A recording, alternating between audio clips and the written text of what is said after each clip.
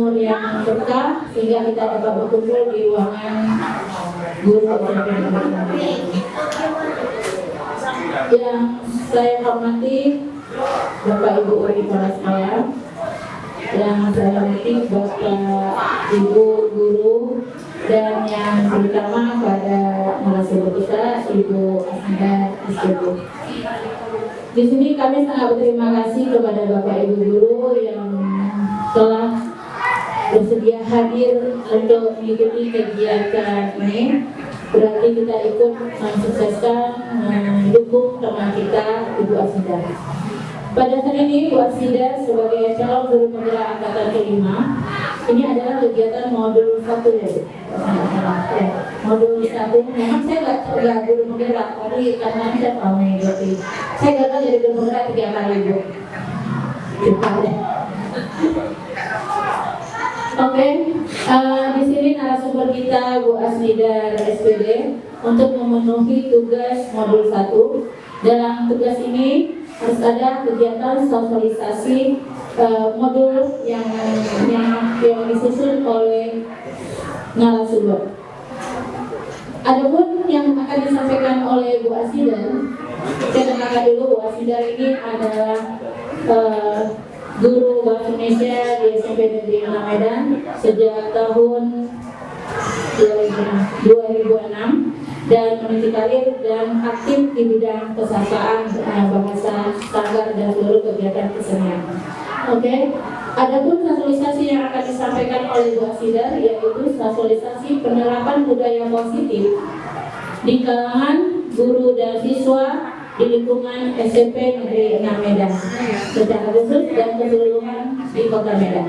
Baiklah, untuk menyingkat waktu, kita serahkan ini kepada narasumber. Pada Ibu Asnida, kami silakan penghormatan. Terima kasih. Assalamualaikum warahmatullahi wabarakatuh. Waalaikumsalam warahmatullahi wabarakatuh. Selamat siang dan salam sejahtera bagi kita semua.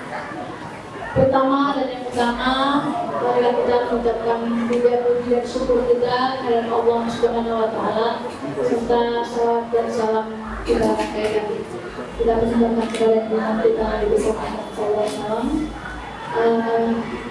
Bersyukur karena kita hari ini diberikan kesehatan dan kesempatan sehingga bisa bertemu dalam rangka mensosialisasikan penerapan budaya positif. Yang saya hormati Ibu Yanti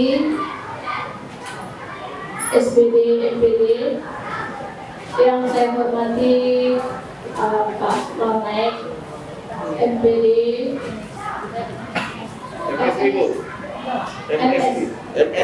MSI ya, Master Science ya. Yang saya hormati Ibu Rosina, Bapak Ibu semuanya yang Ibu Ratna Martini SPD ya, kemudian seluruhnya Bapak Ibu yang mohon maaf saya tidak bisa menyebutnya satu persatu ya, mungkin karena untuk efektifkan waktu seperti itu. Terima kasih saya ucapkan atas kesediaannya untuk hadir di ruangan ini. Baiklah, saya akan mulai mempresentasikan, mensosialisasikan tentang budaya positif. Mohon maaf saya duduk aja ya. Ini budaya positif saya sajikan dalam rangka pemenuhan tugas sebagai calon guru penggerak. Selain itu, yang utamanya memang ini adalah pengabdian saya terhadap bangsa dan negara ini, ya, karena memang tujuan saya jadi guru penggerak itu tidak lain dan tidak bukan memaksimalkan tugas saya sebagai seorang guru. Apapun jadinya saya nanti, mau apapun jabatan saya kira semua guru harus jadi guru penggerak gitu. Nah, budaya positif itu ya kalau kita lihat di KBBI itu ada sesuatu hal yang positif yang sudah menjadi kebiasaan dan sukar dirubah. Jadi sesuatu hal yang positif yang sudah menjadi kebiasaan dan sukar dirubah itu yang mau kita terapkan di sekolah kita ini seperti di mana. Dan juga perlu juga nanti mungkin kita terapkan di rumah kita masing-masing gitu. Nah, ada pun yang melatar belakangi adalah Undang-Undang Nomor 20 Tahun 2003 Pasal 3 menyebutkan pendidikan nasional berfungsi mengembangkan dan membentuk watak serta peradaban bangsa yang bermartabat dalam rangka mencerdaskan kehidupan bangsa dan tujuan untuk berkembangnya potensi peserta didik agar menjadi manusia beriman dan bertakwa kepada Tuhan Yang Maha Esa, berakhlak mulia, sehat, berilmu, cakap, kreatif, mandiri, dan menjadi warga negara yang demokratis serta bertanggung jawab. Kemudian konsep latar belakang juga diambil dari kata konsep memandang konsep pendidikan Indonesia dari Dewantara, yaitu menuntun segala kodrat yang ada pada anak agar mereka dapat mencapai segala keselamatan dan kebahagiaan yang setinggi-tingginya baik sebagai manusia maupun sebagai anggota masyarakat. Dalam proses menuntut ini, anak diberi kebebasan dalam belajar serta berpikir, dituntun oleh para pendidik agar anak tidak kehilangan arah serta membahayakan dirinya. Hal ini juga yang menjadi tema besar pendidikan Indonesia, yaitu Merdeka Belajar. Jadi ini sekitar saja tentang Merdeka Belajar, bukan kita memberikan kebebasan seluas-luasnya kepada anak, tapi fungsi kita itu ya mendidiknya agar anak itu menjadi manusia yang seutuhnya. Nah, itu ada tanggung jawab supaya dia juga berguna dan sudah berbangsa dan bernegara. Jadi ada batas, bukan merdeka lepas seperti yang sering ya diartikan oleh anak-anak kita. Aku merdeka boleh bisa begini itu. Berarti kemudian tidak memerdekakan kami, tidak begitu ya. Jadi tidak ada merdeka yang tanpa batas, ya. Tidak ada merdeka yang tanpa batas. Pasti ada batas-batas tertentu. Jadi latar belakang budaya positif seperti itu. Karena kita juga tidak bisa memerdekakan anak belajar kalau dia belum punya budaya positif. Jadi akar dari Merdeka Belajar itu sebenarnya itu adalah budaya positif. Ada nggak budaya positif? Kalau dia belum memiliki budaya positif, belum bisa merdeka lagi. Bagaimana tingkatan-tingkatannya kita akan lihat dalam slide berikutnya. Jadi untuk mengacu ke profil pelajar Pancasila, ya, itu ada beriman, bertakwa kepada Tuhan Yang Maha Esa, dan berakhlak mulia, memahami ajaran agama atau kepercayaan serta menerapkan dalam kehidupan sehari-hari. Yang kedua, berkegiatan global, mengenal dan menghargai budaya, kemampuan komunikasi antar budaya dan berinteraksi dengan sesama, refleksi dan tanggung jawab terhadap pengalaman pendidikan. Terus kedua, gotong royong, melakukan kegiatan serta bersama-sama dengan sukarela agar kegiatan yang dikerjakan dapat berjalan lancar dan ringan. Kemudian memiliki jiwa mandiri, yaitu belajar yang bertanggung jawab atas proses yang hasil ajarnya. Kemudian bernalar kritis, mampu serta objektif memproses informasi baik kualitatif maupun kuantitatif, membangun keterkaitan berbagai informasi, menganalisis dan menyimpulkannya. Kemudian ya model ini yang keenam, kreatif, mampu memodifikasi dan menghasilkan sesuatu yang orisinil, bermakna, bermanfaat dan berdampak. Jadi batas-batas dari Merdeka Belajar itu tidak lepas dari profil pelajar Pancasila, peraturan dari undang-undang tadi, ya, dan filosofis pelajar Dewantara. Kemudian selama ini kita belajar ya ada perubahan paradigma belajar. Perubahan paradigma belajar ini menurut Dr. William Glasser dalam Control Theory meluruskan beberapa miskonsepsi tentang makna kontrol atau pengawasan. Saya itu kali memakai menggunakan kata pengawasan atau pengendalian gitu ya. Yang pertama, ilusi guru mengawasi murid. Pada dasarnya kita tidak dapat memaksa murid untuk berbuat sesuatu jika dia tidak mau melakukannya. Ya, itu hanya ilusi kalau guru bisa mengawasi murid. Ya, itu hanya untuk jangka pendek saya kira. Kalau di jangka panjangnya harus berjalan dengan murid itu sendiri. Kemudian ilusi bahwa semua penguatan positif efektif dan bermanfaat. Hal ini salah satu usaha mengontrol murid. Suatu saat murid bisa menolak rujukan atau menjadi bergantung kepada guru. Jadi mengontrol murid itu saya kira di sini kita makai hanya sifatnya sementara mengontrol. Ya, kalau tidak kita kontrol bisa aja dia melakukan hal yang tidak. Jadi ini hanya usaha saja. Kontrol itu usaha kita dan kita lakukan ya. Itu adalah kita ada pembatas nanti itu bagaimana. Kemudian ketiga, ilusi bahwa kritik dan membuat orang merasa bersalah dapat mengubah karakter. Menggunakan kritik dan rasa bersalah untuk mengontrol murid. Itu juga ilusi. Kadang-kadang kita banyak melakukan kalau orang bersalah kita memojokkan dia, ya. Jadi kalau menurut Dr. William Glasser itu hanya ilusi, ya.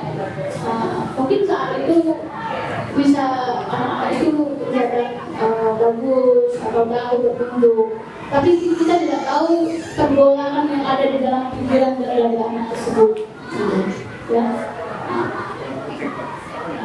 Jadi perubahan ilusi bahwa orang dewasa memiliki hak untuk memaksa, gitu ya.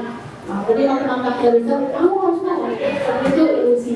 Tapi itu adalah pendapat Dr. William, dan kita di sini sebenarnya bukan kapasitas saya mengajar mau buku tidak begitu. Ini hanya forum diskusi, ya. Karena saya menganggap Bapak Ibu pengalaman dari saya semuanya saya mendapat ilmu dari Bapak Ibu, ya. Inilah hasil penelitian dari Dr. William Glasser.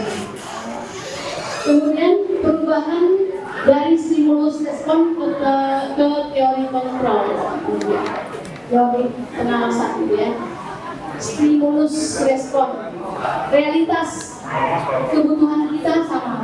Itu beberapa banyak kita setuju bahwa kebutuhan kita itu sama, itu realitas. Ya, itu teori kontrolnya bahwasanya realitas juga kebutuhan kita itu berbeda. Ya, kalau stimulus respon itu kebutuhan kita sama. Ternyata kalau teori kontrol kebutuhan kita berbeda. Kemudian semua orang melihat orang yang sama. Ya. Lalu di teori kontrolnya setiap orang memiliki gambaran berbeda. Ya. Jadi selanjutnya yang berikutnya kita mencoba mengubah orang agar berpandangan sama dengan kita.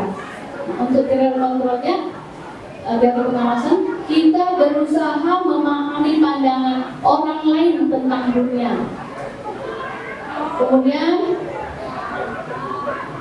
perilaku buruk dilihat sebagai suatu kesalahan, itu di teori stimulus respon. Kemudian di teori pengawasan, semua perilaku memiliki tujuan. Kemudian orang lain tidak bisa mengontrol mengendalikan saya, hanya Anda yang bisa mengontrol mengendalikan saya. Ya, itu berbeda ya. Orang lain bisa mengontrol mengendalikan saya, ternyata di teori kontrol itu orang lain tidak bisa mengendalikan kita. Kemudian saya bisa mengontrol mengendalikan orang lain. Kalau di teori kontrol, Anda tidak bisa ya mengawasi atau mengendalikan orang lain. Berikut pemaksaan ada pada saat rujukan gagal. Kalau di teori kontrol, kolaborasi dan konsensus menciptakan pilihan-pilihan baru. Nah, kemudian model berpikir menang kalah itu di stimulus respon kalau juga netral. Model berpikir menang kalah itu ada masalah ya, yang bermasalah merasa menang ya, yang pihak guru juga merasa menang ya, jadi semuanya menang itu. Kemudian tentang disiplin positif dan nanti kita akan kaitkan dengan teori ya. Disiplin positif adalah suatu cara menerapkan disiplin tanpa kekerasan dan ancaman. Dalam praktiknya melibatkan komunikasi tentang perilaku yang efektif antara guru dan anak atau antara orang tua dan anak. Dalam penerapan disiplin positif ini, anak diajarkan untuk memahami konsekuensi dari perilaku mereka. Selain itu, disiplin positif juga mendidik anak untuk dapat memiliki rasa tanggung jawab, sikap hormat dalam berinteraksi dengan lingkungannya. Hal ini merupakan cara menerapkan disiplin agar tumbuh kesadaran dan memberdayakan murid untuk melakukan sesuatu tanpa sebabkan ancaman maupun hukuman. Nah, itu tentang disiplin positif. Jadi nanti bagaimana kita menerapkan agar anak memiliki disiplin positif yang dia bisa berubah bukan karena ancaman, bukan karena sodokan, ya bukan karena hukuman, tapi memang dari disiplin merupakan ketaatan kepatuhan terhadap peraturan. Penerapan disiplin merupakan hal penting untuk mewujudkan budaya positif. Jadi lagi-lagi disiplin positif ini penting sekali untuk mewujudkan budaya positif. Ya. Jadi untuk melaksanakan budaya positif ini tentu saja harus ya disiplin. Kemudian ini tentang motivasi perilaku manusia. Diana Gosen dalam bukunya Restructuring School Discipline, ini jangan diprotes ya pronunciation-nya, menuliskan ada 3 motivasi perilaku manusia, yaitu 1, menghindari ketidaknyamanan atau hukuman. Motivasi ini adalah motivasi tingkat yang paling rendah, tidak direncanakan, datang tiba-tiba, bersifat satu arah, serta menyakiti fisik, bisa juga psikis. Yang kedua, ya, motivasi untuk mendapatkan penghargaan atau imbalan dari orang lain. Motivasi ini lebih baik 1 tingkat di atas menghindari hukuman. Ya. Jadi orang yang bilang positif itu kan dia tujuannya mendapatkan penghargaan. Kemudian yang ketiga, untuk menjadi orang yang mereka inginkan dan menghargai diri sendiri dengan nilai-nilai yang mereka percaya. Ini adalah motivasi yang membuat seseorang memiliki perilaku disiplin positif, karena perilakunya bersifat internal. Ini juga merupakan motivasi yang paling baik. Jadi orang melakukan memiliki motivasi perilaku baik itu ada pada tingkat yang ketiga. Ya, dia punya motivasi baik, enak berasal dari dalam dirinya, bukan karena menghindari hukuman supaya nyaman, bukan karena tidak penghargaan, tapi memang dia menginginkan disiplin itu ya agar dia itu mempunyai diri dan percaya diri. Itu yang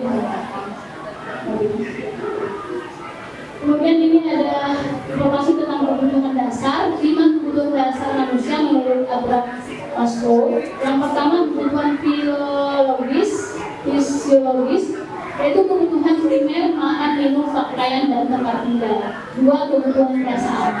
3 kebutuhan sosial, kebutuhan kasih sayang, rasa memiliki, bersosialisasi, penerimaan, dan persahabatan. Yang keempat kebutuhan pengharapan, faktor internal, harga diri, otonomi, prestasi, faktor eksternal, status, pengakuan, dan perhatian.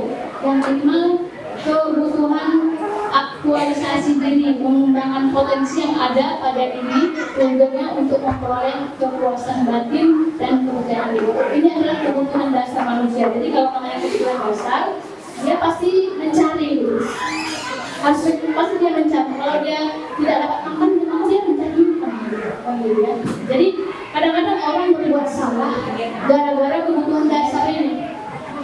Ya, padahal memang harus dimilikinya kebutuhan dasar ini. Tapi kadang-kadang anak-anak ini atau kita sendiri barangkali ya, jadi lupa bagaimana cara untuk memenuhi kebutuhan dasar itu sehingga kita berbuat hal yang salah atau negatif. Nah, 5 posisi kontrol pengawasan guru orang tua menurut Dr. William Braswell. Nah ini dia. Jadi posisi kontrol ini maksudnya kita sebagai guru itu bagaimana posisi kontrol kita ya untuk mengontrol anak. Ya, meskipun anak itu sesungguhnya tidak bisa dikontrol secara menyeluruh, tapi kontrol itu juga tetap perlu. Ya, ada tingkatan-tingkatannya. Yang pertama, ya, penghukum fisik maupun verbal. Jadi kalau posisi guru-guru ada murid yang bersalah, ada murid yang menghukum atau secara fisik atau budaya, ini adalah contoh guru yang menggunakan kalimat misalnya patuhi aturan saya atau awas, kamu selalu saja salah, kamu pasti selalu yang terakhir selesai. Nah itu sebenarnya misi kita baru tingkat pertama. Saya juga baru menyadari baru tingkat pertama kalau inilah bahasa kita terhadap anak-anak kita yang berbuat salah. Jadi memang kita berfungsi sebagai pengontrol atau pengawas, tapi masih tingkat pertama. Kemudian yang kedua, membuat orang merasa bersalah. Nah, contoh guru menggunakan kalimat, ibu sangat kecewa sekali dengan kamu. Berapa kali Bapak harus memberitahu kamu ya? Itu contoh kalimatnya. Itu juga masih kontrol tingkat yang kedua, ya, membuat anak merasa bersalah. Jadi kalau bincang-bincang sama rekan-rekan guru sendiri, ya, untuk tingkat pertama ini kadang-kadang ada murid yang ya agak bagaimana belum bagus sekali kontrol berpikir semua tadi, ya itu bisa berganti. Ya. Terus yang kedua ini juga ya ada sesuatu kemungkinan itu bisa saling terjadi. Tapi setiap tahap memang ada saja kemungkinan sekali. Karena hidup ini kan tidak ada pastinya, dalam hidup ini ada pasti saja. Kemudian yang ketiga, posisi teman. Guru tidak menyakiti, namun terus mengontrol murid melalui persuasif. Ini dapat berakibat positif maupun negatif. Contoh kalimat guru, ayo bantulah ini ibu ya. Ayo ingat tidak bantuan Bapak sebelum ini. Ya sudah. Kali ini tidak mengapa. Nanti ibu bantu. Itu posisi kita sebagai teman, ya, sebagai teman. Itu kalau sebagai teman itu masih belum maksimal. Karena suatu saat kalau teman-teman, kalau kita misalnya berteman, teman kita itu meninggalkan kita, atau teman berbuat sedikit saja kehilangan, langsung ada kesalahan, langsung dia ada rasa bergantung. Ya, jadi itu masih tingkat yang ketiga, belum keren. Remnya tidak tingkat. Lalu yang keempat, tingkat monitor, pemantau. Contoh kalimat guru, perlakunya apa? Contohnya, apa yang telah kamu lakukan? Yang ketiga, sanksi atau hukum atau konsekuensinya apa? Jadi guru mengajak murid bertanya dan murid itu berpikir, itu agak lumayan karena itu sudah tingkat kontrol. Kemudian yang kelima itu posisi kontrol itu ke tingkat manajemen adalah posisi mentor di mana guru mempersilahkan murid bertanggung jawab atau mempertanggungjawabkan perilakunya. Nah, seperti itu. Itu adalah tingkat yang terbaik. Oke. Nanti Pak, kasih bertanya Pak. Ini banyak ini. Saya juga mau bertanya juga mau bertanya. Dalam penerapan disiplin sehari-hari, kita berada pada posisi teman atau pemantau karena murid yang ditangani belum siap diajak berdiskusi atau diundang untuk melakukan restitusi. Namun perlu kita sadari posisi kontrol yang harus kita capai adalah tingkat manajer agar murid dapat menjadi pribadi yang mandiri, merdeka dan bertanggung jawab terhadap perilaku dan sikapnya yang pada akhirnya dapat menciptakan lingkungan yang positif, aman dan nyaman. Jadi yang diharapkan itu posisi yang kelima, yaitu manajer. Kemudian keyakinan kelas. Keyakinan kelas atau keyakinan sekolah merupakan fondasi dan arah tujuan sebuah sekolah atau kelas yang akan menjadi landasan dapat memecahkan konflik atau permasalahan dalam sebuah sekolah atau kelas tersebut. Serangkaian peraturan kelas haruslah dapat menjadi suatu keyakinan kelas atau sekolah agar tujuan nilai-nilai kebajikan dari suatu sekolah atau kelas dapat terwujud dengan baik. Peraturan harus berdampak positif hingga menjadi suatu keyakinan sekolah atau kelas untuk mencapai visi sekolah atau kelas. Nah, ini keyakinan kelas ini erat kaitannya dengan budaya positif. Keyakinan kelas sangat berkaitan dengan budaya positif dan misi kelas. Sangat berkaitan. Dalam pelaksanaannya, keyakinan kelas atau kesepakatan kelas, kesepakatan kelas harus melibatkan peserta didik, ya, peserta didik. Jadi membuat keyakinan kelas itu tidak harus melibatkan peserta didik. Peserta didik itu diajak pasti keyakinan ekspektasi.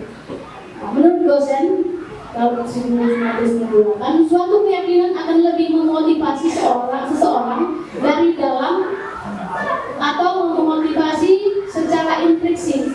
Seseorang akan lebih tergerak dan bersemangat untuk menjalankan keyakinannya daripada sekadar mengikuti serangkaian peraturan tadi. Jadi keyakinan kelas ini harus berasal dari dalam diri anak. Oleh sebab itu keyakinan itu harus didiskusikan bersama-sama di dalam kelas. Kemudian di sini ada segitiga restitusi. Segitiga restitusi ini menyangkut bagaimana kita menyelesaikan permasalahan, kepada anak kita. Restitusi adalah proses menciptakan kondisi bagi murid untuk memperbaiki kesalahan mereka, sehingga mereka bisa kembali pada kelompok mereka dengan karakter yang lebih kuat. Itu menurut dosen.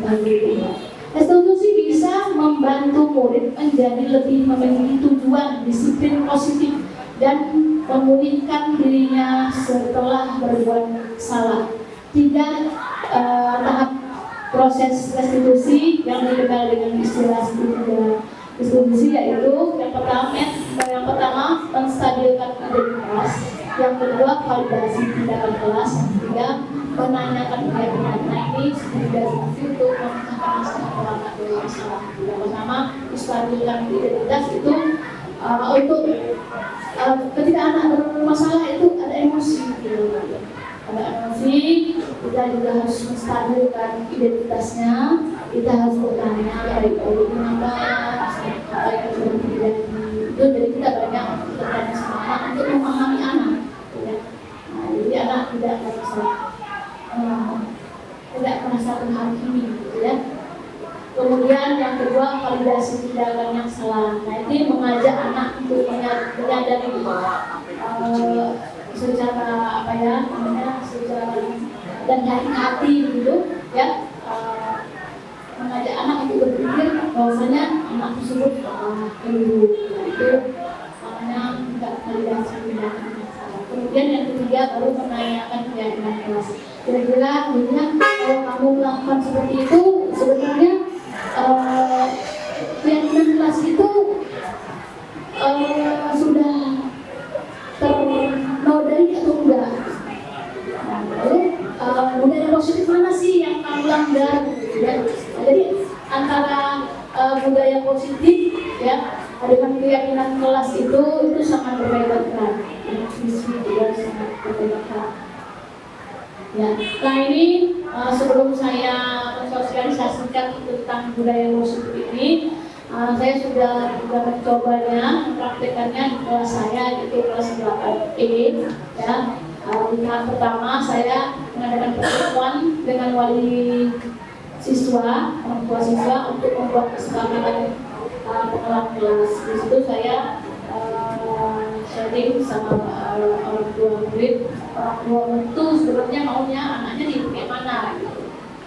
Jadi saya banyak tanya, kemudian kami menyimpulkan suatu bahasan dan pada akhirnya sepakat ya apapun kegiatan yang saya lakukan ya kalau itu positif dan komunikasikan orang tua setuju, dan salah satunya yang sudah saya komunikasikan, saya selalu melatih kebahasaan, keterampilan berbahasa anak. 1 minggu sekali saya memimpin, lalu seminggu sekali anak yang memimpin. Kemudian saya juga sudah menuliskan impian mereka, cita-cita mereka, semuanya menuliskan ya, lalu saya tempelkan di supaya anak-anak itu tahu, selalu melihat oh ini cita-citaku. Jadi kalau dia memang mau bercita-cita seperti itu, kalau perilakunya negatif, melanggar keyakinan kelas, kan dia selalu berpikir, selalu tenang. Karena begini, saya berpikir juga begini, budaya positif itu sebetulnya adanya di otak kita. Ya, di otak kita. Apapun yang kita lakukan, apapun yang anak lakukan itu pasti akarnya dari otak. Ya, jadi apa yang dipikirkan itu pasti dikatakannya, pasti dikatakannya ya ditulisnya. Kalaupun tidak dikatakan ditulis atau ditulisnya, pasti dilakukannya. Dan ketiga aktivitas itu sebetulnya bentuk wujud dari bahasa. Ya, karena ada juga pakar mengatakan bahasa itu pikiran, gitu ya. Jadi sangat berhati-hati kita dengan pikiran kita, dan pikiran keluarlah bahasa tubuh yang nggak bagus, ya. Bahasa lisan yang nggak bagus, bahasa tulisan yang nggak bagus. Jadi dengan mereka menuliskan cita-cita, mereka selalu pikir, oh ini cita-cita saya tempelkan, selalu saya ingatkan. Kalau mereka berbuat salah, saya tidak mengingatkan apa itu kamu ya, kamu melanggar disiplin, melanggar budaya atau tidak. Nah di sini saya juga membuat kesepakatan kelas. Nah di kesepakatan kelas ini untuk menciptakan budaya positif, ya. Budaya positif itu sama dengan kesepakatan kelas ya masih begitu. Ya tidak boleh terlambat, tidak boleh main dalam ruangan kelas, apalagi main bola gitu ya. Tidak boleh tidak menjalankan tugas dan sebagainya. Banyak sekali kesepakatan kelas karena detail luar, dan itu sumbernya dari anak-anak. Saya memang arahkan gitu, supaya saya ingin itu memang dari dalam diri mereka, bukan dari saya. Jadi saya tinggal menaiki nanti. Kemudian di pintu saya buat itu selamat datang di kelas 8E, visinya mari mewujudkan kepemimpinan yang terampil berbahasa dan berkarakter profil pelajar Pancasila. Saya buat visi seperti itu karena menurut saya semua kita adalah pemimpin. Dan minimal pemimpin untuk diri sendiri. Oleh karena itu saya juga mengajarkan kepada anak untuk jadi pemimpin. Di kelas 8E itu banyak kali pemimpin. Yang setiap hari ada pemimpin. Memimpin kebersihan kelas itu setiap hari berganti-ganti orang. Jadi banyak pemimpin di situ. Nah, ada pemimpin tentang keamanan, tentang kedisiplinan, termasuk atribut, ya. Pemimpin apa lagi? Ya, jadi ada beberapa pemimpin yang mengawasi bidang tersebut, dan karena ini masih dalam pembelajaran, itu saya lakukan 1 minggu sekali. Itu kami mengadakan diskusi, ya katakanlah pertanggungjawaban terhadap kepemimpinan mereka. Nah, jadi di situ kalau ada murid-murid yang bermasalah, ya mereka sapa atau mereka ingatkan tidak bisa, itu mereka nggak boleh secara frontal dengan bahasa yang kasar atau kekerasan. Mereka cukup mencatat nama lalu melaporkan kepada saya. Nah, dan seterusnya saya akan memanggil dan menerapkan segitiga status ini. Dan kalau misalnya di tingkat saya nggak selesai, maka saya akan bekerja sama dengan guru itu yang sedang saya lakukan. Dan sekali lagi, tentunya Bapak Ibu tahu saya masih belajar, ya. Ini saya ada berdiskusi. Nah, ini ada refleksi siswa terhadap budaya positif. Nah, kalau ini yang restitusi, kebetulan Bapak Ibu tahu ini memang kejadiannya benar, ya. Nggak dengar. Memang sudah dengar. Nah, ini yang kurang masih tentang IT. Ya, ini dulu ya, saya dulu ya. Oke.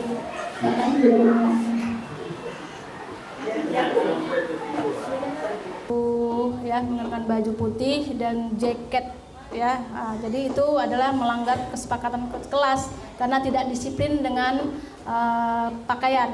Jadi ini diproses dengan 3 institusi, dan di sini ada menyatakan dia tanggapan dia terhadap proses tersebut nyaman gitu ya. Oke. Kemudian ini refleksi tentang budaya positif yang saya lakukan di kelas, ya. Itu sebagian itu sudah berjalan 3 minggu, dan untuk yang ini selanjutnya yang saya panggil untuk diskusi mempertanggungjawabkan kepemimpinannya itu baru berjalan 1 minggu, ya. Jadi beliau mengatakan bahwasanya ada perubahan positif di kelas itu seperti itu, dan mereka merasa nyaman karena sudah dibina, ya, untuk menjadi seorang pemimpin, karena mereka juga menyadari bahwasanya diri mereka itu sebenarnya sudah pemimpin gitu. Jadi levelnya sudah mulai tinggi, bukan lagi memimpin diri sendiri tapi sudah memimpin orang lain dari bidangnya masing-masing seperti itu. Oke. Nah, ini dokumentasi saya pengimbasan. Jadi bincang-bincang kemarin ada pertemuan literasi sama guru-guru, dan mereka juga tertarik mendengar saya. Ya udah, lancar aja bicaranya. Oke, ini kalau ini ada wajah teman kita selama MGMP gitu ya. Dan akhirnya terima kasih, salam untuk guru-guru hebat. Itulah presentasi saya, dan selanjutnya saya serahkan pada Hati kita pun positif. Tapi kalau adik-adik yang masih belum ada pasangan, jangan dulu positif, ya, bahaya. Jadi budaya positif. Oke, saya buka sesi pertama. Bagi yang mau bertanya, saya kasih ya Pak Panyutang Sregar 1, kedua Ibu Roslena, ketiga Ibu Umi. Ya, kami persilakan pada Pak Regar.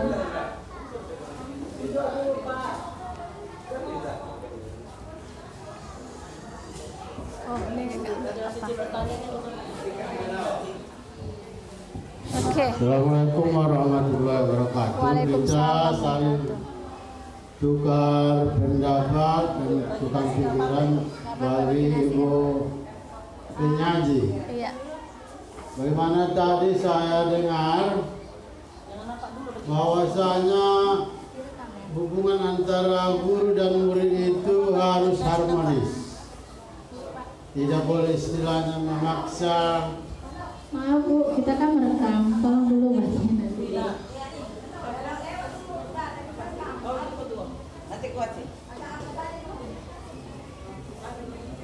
Hubungan antara guru dan murid itu harus harmonis dan mengenakan. Yang saya tanya, bagaimana bila ada siswa yang tumbuh bilur-bilur cintanya terhadap guru? Kalau kami yang tua-tua ini nggak mungkin guru kita yang muda-muda ini kan. Dan bagaimana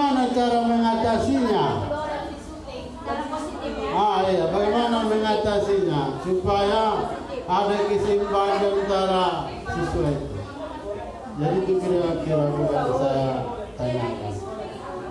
Terima kasih Pak Regan.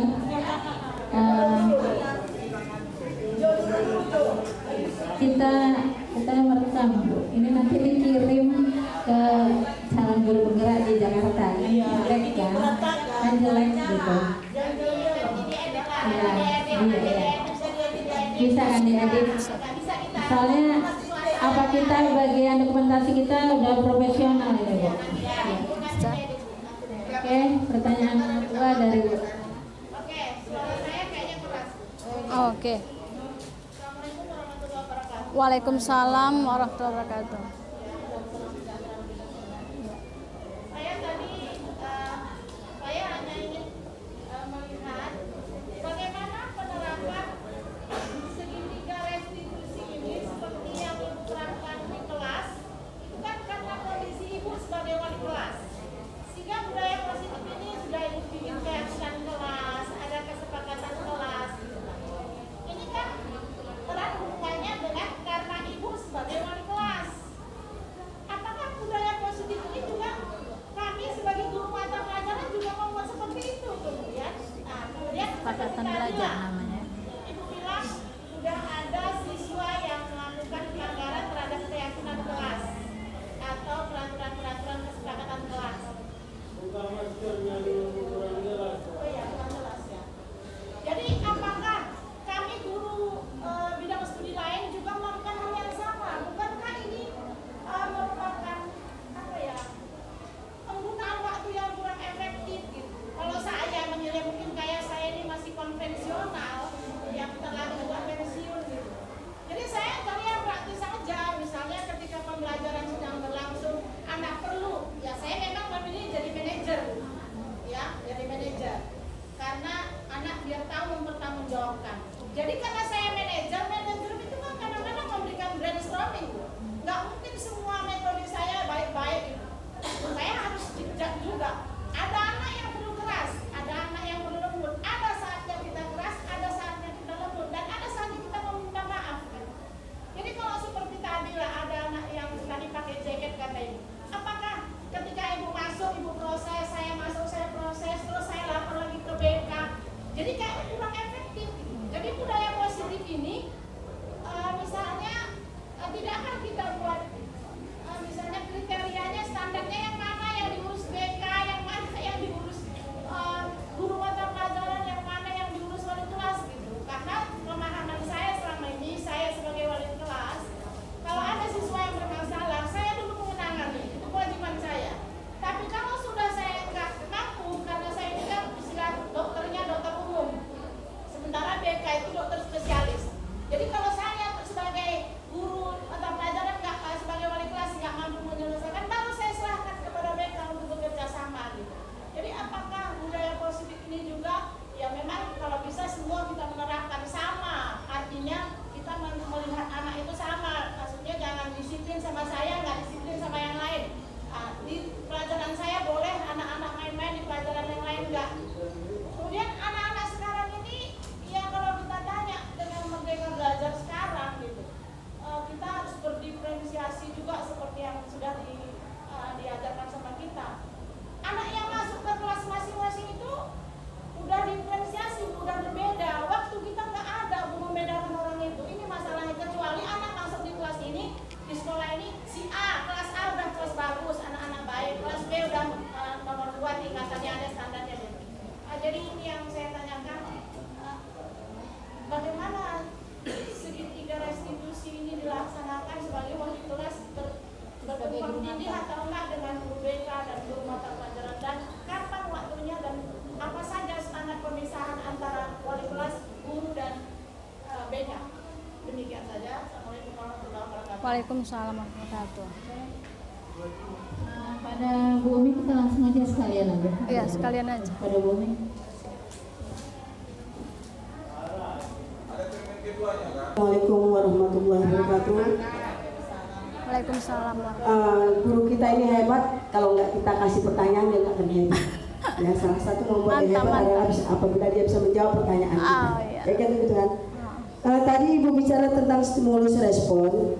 Itu artinya kalau seperti ini contoh soal aja. Saya maunya umat itu begini. Saya maunya murid itu begini kan itu kan contoh daripada stimulus and respon.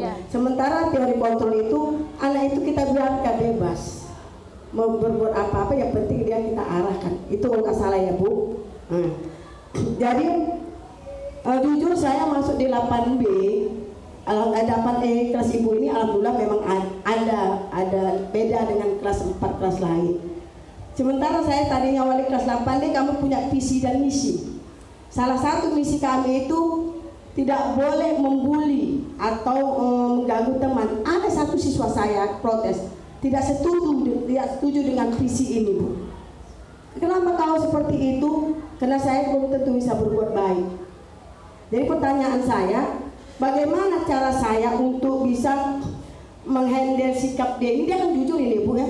Dia jujur, dia tidak menyetujui visi dan misi kami tentang berbuat baik sesama teman. Karena ya kesepakatan kami itu dia tidak mau, yang satu itu poin 1 dia tidak mau menyetujui karena alasannya dia tidak bisa berbuat baik sama teman. Jadi langkah apa yang harus kita lakukan menghadapi satu orang ini? Dia jujur bahwa dia tidak akan bisa berbuat baik pada teman. Itu saja, Bu, karena berhubungan dengan stimulus respon dengan teori kontrol. Lebih kurang minta maaf. Assalamualaikum warahmatullahi wabarakatuh. Oke, terima kasih pada Ibu Rosmena, Bapak Panutan Sregar, dan Ibu Umi. Berikut ini saya silakan kepada narasumber untuk menjawabnya dan berdiskusi. Oke, terima kasih atas pertanyaan yang sangat membangun ini ya. Sekali lagi saya ingatkan, saya tidak mengajari limau berduri. Bahkan saya mau belajar berduri. Oke, ya itu canda aja. Jadi kalaupun saya nggak bisa jawab, di sini lebih ada pakarnya ya kan gitu ya. Oke, karena ini masalah menangani anak-anak yang bermasalah gitu. Untuk pertanyaan Pak Siregar, ya, bagaimana bila ada siswa ya yang tumbuh pilar-pilar cinta, bilur-bilur cinta. Bilur itu ngeri juga ya, bilur ya. Iya, bilur-bilur cinta. Luar biasa ya terhadap guru ya. Kayak mana itu? Itu budaya positif atau enggak? Emang bercinta itu budaya positif atau enggak? Kita lihat lagi kesepakatan kelas, kalau menurut saya seperti itu ya. Kita lihat kesepakatan kelas di kelas kita. Bolehkah bercinta? Gitu. Wajarkah bercinta? Kalau mereka mengatakan, oh tidak wajar Bu bercinta, Bu masih anak SMP. Sepakat kita buat keyakinan kelas. Kita buat itu merupakan suatu keyakinan kelas, sepakat kita tempelkan menjadi budaya positif. Jadi kalau dia melakukan hal tersebut, kita tinggal ada ibu sayangi. Coba lihat itu kesepakatan kelas kita. Coba lihat budaya positif sebagai kesepakatan kelas. Ada enggak? Gitu. Kamu telah melakukan apa? Itu pun nggak bisa langsung kita menghakimi begitu. Harus ibu dengar berita miring lah tentang kamu. Perlu ibu yang cerita atau kamu? Jadi nggak boleh memojokkan seperti itu. Ya tidak boleh. Itu makanya setiap perbuatan dan apa tindakan kita itu udah tertulis. Itu sudah ada budaya positif yang sebagai kesepakatan kelas atau tidak seperti itu. Ya, itu kalau tentang kabar cinta. Tapi kalau udah sampai kesalahannya itu pula bercinta pula di suatu ruangan dan ketahuan, itu lain lagi perkaranya kan gitu. Itu udah menyangkut hal lain, apalagi guru sama murid kan. Itu udah lebih besar lagi masalahnya, saya kira. Seperti itu ya Pak Pangiutan ya. Saya kira jawaban saya seperti itu. Untuk sementara nanti kalau misalnya ada yang mau akan kita lanjutkan lagi ya. Kemudian untuk pertanyaan Ibu Hajah ya, Bu Hajar Selena kan, bagaimana penerapan segitiga restitusi? Sebelum ke segitiga restitusi ya, tentang budaya positif dulu ya Bu ya. Apakah semua pelajaran bidang studi guru mata pelajaran itu buat? Nah itulah perlunya kerjasama yang baik antara guru mata pelajaran dan wali kelas gitu. Nah, jikalau ada rasanya ya budaya positif yang mau dicantumkan di kelas itu, ya silahkan saja gitu, disampaikan kepada wali kelasnya dan langsung kita tempelkan ya. seperti itu di kelas. Jadi ada di situ memang seperti itu. Ya, itu urusan tempel menempel itu kan udah ada koordinasi. Kalau misalnya hilang gitu kan, hilang misalnya kita tanya koordinator yang urusan ketertiban kelas itu, ini kenapa bisa hilang, siapa, udah kamu selidiki, gimana jalan keluarnya, seperti itu juga termasuk ya pengawasan kita seperti itu. Terus mengenai pelaksanaan segitiga restitusi, nah itu ya, jadi saya katakan kalau Bu Umi bilang tadi kelas 8E itu baik-baik, ternyata setelah saya dalami banyak sesuatu di situ. Ya. Jadi kalau lihat selintas permukaan, baik kita bongkar pikiran mereka, ternyata banyak sekali masalah seperti itu. Ya. Dan mereka luar biasanya mereka itu toleransinya itu tinggi, bisa saling menutupi sehingga tidak terlihat oleh Bapak Ibu di sini. Tapi saya sudah melihatnya gitu. Itu saya lihat dari mana? Ketika kemarin saya panggil mereka untuk mempertanggungjawabkan hasil pantauan mereka. Muncullah laporan ini gitu. Jadi itu saya lakukan seminggu sekali, di mana orang-orang yang tercatat setelah melanggar budaya positif, saya sekaligus saja Bu memberikan pengarahan gitu. Sekaligus ya. Jadi sebagai wali kelas. Ya, sebagai wali kelas. Jadi kalau sebagai guru mata pelajaran, nah itu hanya mengurusi ketika mata pelajaran berlangsung, Bu. Jadi kalau ketika mata pelajaran berlangsung itu janganlah di kalau tidak penting kali, misalnya masih bisa diatasi, ya diatasi sendiri. Kalau tidak bisa diatasi sendiri, baru lapor ke wali kelas. Begitu. Kalau tidak bisa diatasi. Ya, maksud saya tadi kan apakah jadi tumpang tindih gitu. Ibu juga menyelesaikan, saya juga menyelesaikan. Saya kira tidak akan terjadi tumpang tindih kalau kita saling melaporkan. Ada kerjasama yang baik. Ada guru yang mendapatkan masalah gitu, tentu dia lapor koordinasi lah sama wali kelas. Iya, kalau mau menangani kalau kasus itu agak ekstrim, saya kira bagus dilaporkan dulu ke wali kelas. Jangan kaget wali kelasnya kan gitu ya. Saya kira itu jawabannya, Bu. Jadi kalau misalnya adalah belum puas, kita minta jawaban juga nih dari pakarnya, ya kan guru BK ini. Seperti itu. Karena saya belajarnya baru 1 bulan, Bu. Kalau Ibu Indra sama Bu Purba sudah bertahun-tahun belajarnya gitu. Udah spesialis gitu ya. Iya. Saya hanya bagaimana menerapkannya di kelas itu aja. Itu. Ya. Kemudian yang ketiga tentang stimulus respon ini ya, teori kontrol ya gitu ya. Terima kasih untuk Bu Umi pertanyaannya. Nah ini juga kita belajar konsepnya belajar seumur hidup, Bu. Kita juga sudah membudaya sama kita teori stimulus respon. Anak bersalah baru kita bertindak kan gitu. Kalau anak tak bersalah kita selu-selu aja gitu. Jadi akibatnya salah penanganan, anak menendam. Tidak ada keakraban di antara anak dan orang tua ataupun anak sama guru. Jadi maunya ya kita itu jangan nasihat ketika murid punya masalah. Jadi kita lupa nanti hilaf kita nanti kita posisi kita ke 1, tidak ke 5. Kalau kita nggak hilaf kita bisa ke 5. Gitu. Jadi untuk membangun itu saya kira harus kedekatan ya, kedekatan hati kita sama kalau di sekolah sama murid, kalau di rumah sama anak, gitu ya, gitu. Saya kira seperti itu. Terus kita secara sadarlah mengontrol perilaku kita sesuai dengan ilmu pengetahuan kita, ya. Jadi harus ada koneksi. Kalau saya bilang sama murid saya, kita hidup itu yang diasah itu ada 2, 1 otak, 1 rasa, 1 hati. Kalau otak itu diisi ilmu pengetahuan, kalau hati itu diisi dengan ibadah gitu. Jadi kalau otak punya pengetahuan ada 2, positif dan negatif. Kalau nggak dekat kita sama Sang Pencipta, maka yang menonjol di otak kita yang negatif, tidak yang positif. Jadi itulah makanya perlu pelajaran eksat, otak diasah, pelajaran sosial, hati diasah, begitu. Jadi dua-dua penting sekali menurut saya seperti itu, ya Bu. Saya kira itu yang bisa saya jawab. Terima kasih. Oke, terima kasih. Terima kasih pada Bu Asnida. Walaupun nanti ada yang kurang puas, kita diskusi lagi nanti di waktu yang berbeda nanti ya Bu. Saya buka sesi yang kedua. Ini ada waktu 5 menit lagi. Bisa 1 pertanyaan Satu aja. pertanyaan ya. 1 pertanyaan lagi dari Pak Marnai sebagai wakil kesiswaan. Mungkin banyak problema Karena tadi saya lihat stimulus respon itu ada kita tingkat 1 sampai ke tingkat 5. Karena kata hukuman sama kata kedisiplinan ini sering kita salah mengartikannya. Oke, Bapak. Oke, terima kasih kepada Ibu Moderator memberikan kesempatan kepada saya. Apa yang ditampilkan oleh saudari kita Bu Asnida dalam pemaparannya tadi, saya melihat dan menyimak dari kerangka teoritisnya sudah lengkap, sudah sangat lengkap dari kerangka teoritisnya.